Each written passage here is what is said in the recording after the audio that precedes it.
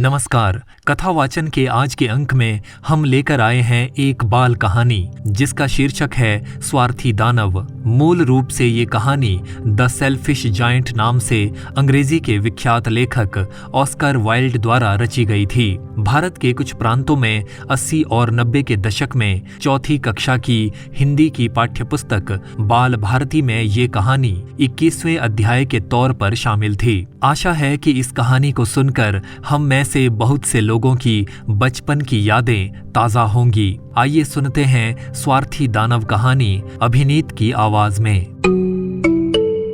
स्वार्थी दानव। दोपहर के समय पाठशाला से लौटते हुए सभी बच्चे दानव के बगीचे में खेलने जाते थे। दानव का बगीचा बहुत ही बड़ा और सुंदर था। उसमें नरम नरम घास का गलीचा बिछा हुआ था। जहाँ तहाँ क्यारियों में रंग बिरंगे फूल खिले हुए थे। बगीचे में आड़ू के कई पेड़ थे जिनमें गर्मियों में गुलाबी और सफेद फूल खिलते थे। कुछ ही दिनों में आड़ू के वे पेड़ फलों से लद जाते थे। इन पेड़ों पर बैठकर पक्षी मधुर संगीत गाते और कई बार अपने खेल को भूलकर बच्चे भी उनके संगीत में खो जाते। दानव अपने मित्र के यहाँ गया हुआ था। वहाँ कुछ समय बिताने के बाद वो घर लौटा। जैसे ही वो अपने बगीचे में घुसा,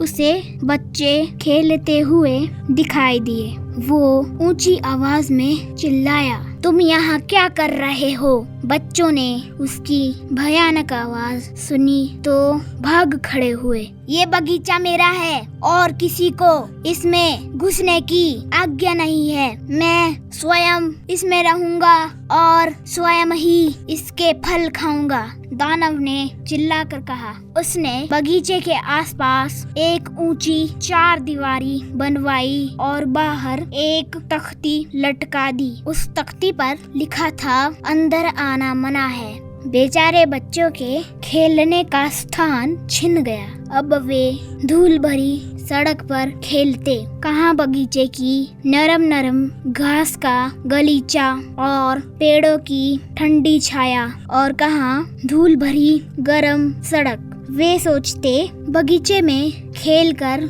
हम सब कितने प्रसन्न थे। बसंत ऋतु आई। पेड़ों में नई कोंपलें निकली। पक्षी चहचहाने लगे। चारों ओर रंग बिरंगे फूल खिल उठे। सुगंधित हवा बहने लगी। परंतु स्वार्थी दानव के बगीचे के पेड़ ठूंठ से खड़े रहे। ना उनमें नई कोंपलें निकली और ना बगीचे में कोई फूल ही खिला। नरम नरम हरी घास भी सूख कर पीली पड़ गई। कोई पक्षी उस बगीचे में नहीं चहका। ठंडी और सूखी हवाएं चलती रहीं और दानव मन ही मन सोचता रहा, कब ये सर्दी समाप्त होगी और बसंत आएगा। परंतु दानव के बगीचे में बसंत को न आना था, न आया। एक दिन दानव अपने घर में लेटा हुआ था। अचानक उसे कहीं से मधुर संगीत सुनाई दिया। वो तुरंत उठ बैठा। एक चिड़िया उसकी खिड़की के बाहर चहचहा रही थी। दानव ने बहुत समय से किसी पक्षी की आवाज नहीं सुनी थी, इसलिए इस चिड़िया का चहचहाना उसे स्वर्गिक संगीत जैसा लगा। ओह, तो आ गया बसंत। वो अपने बिस्तर से कूदा और बाहर बगीचे में देखने लगा।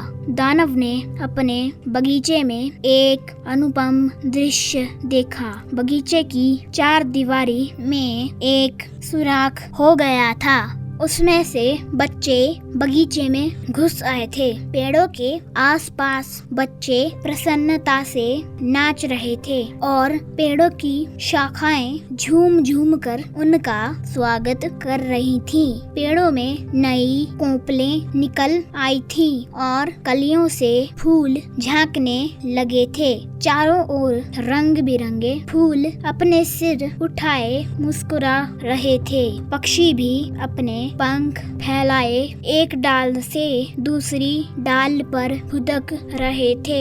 बच्चों की खिलखिलाहट और पक्षियों के चहचहाने से बगीचे में एक नैसर्गिक दृश्य उपस्थित हो गया था। बगीचे का एक कोना अभी भी सूना था। वहाँ एक छोटा सा बच्चा खड़ा था। वो इतना छोटा था कि डालियों को छू भी नहीं सकता था। वो पेड़ के आसपास चक्कर लगाता हुआ रो रहा था। पेड़ बार बार अपनी टहनियों को झुकाता कि बालक उसे छू सके और उस पर भी बहार आ जाए, पर बालक के हाथ डालियों तक ना पहुंच पाते। दानव ने जैसे ही ये दृश्य देखा, उसका हृदय पिघल गया। उसने सोचा, मैं कितना स्वार्थी हूँ। मैंने इन बच्चों को अपने बगीचे में घुसने से मना कर दिया था, इसीलिए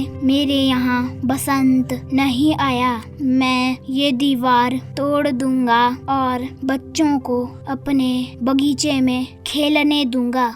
दानव धीरे से आया और पेड़ के नीचे रोते हुए उस बच्चे के पास जा पहुंचा। बगीचे में दानव को आते देख सभी बच्चे भाग खड़े हुए। छोटा बच्चा सहम गया। दानव ने उसे पुचकार कर गोद में उठा लिया, उसे प्यार किया और पेड़ की शाखाओं तक पहुंचा दिया। पेड़ की शाखाएं प्रसन्नता से झूम उठी और तुरंत उनमें कलियां चटकने लगी। पक्षी उस पेड़ पर बैठकर गाने लगे। छोटे बच्चे ने अपनी दोनों बाहें दानव के गले में डाली और उससे लिपट गया, मानो वह उसका धन्यवाद कर रहा हो। बगीचे की टूटी हुई दीवार से कई बच्चे झांक रहे थे। उन्होंने जब दानव को बच्चे से प्यार करते हुए देखा तो बगीचे के भीतर आ गए और उन्हीं के साथ मुस्कुराता हुआ बसंत भी बगीचे में आ गया। दानव ने कुदाल उठाई और चार दीवारी तोड़ने लगा। बच्चे उसके आसपास कूदने लगे। दोपहर को वहां से गुजरते हुए लोगों ने देखा कि दानव के बगीचे में बच्चे खेल रहे हैं। बगीचा पहले की तरह बहुत ही सुंदर हो गया है। सबसे आश्चर्यजनक बात उन्होंने ये देखी कि दानव भी बच्चों के साथ खेल रहा है। बच्चों की हंसी और कहकहों से सारा बगीचा गूंज रहा है। उनमें सबसे ऊंची हंसी की आवाज दानव की है।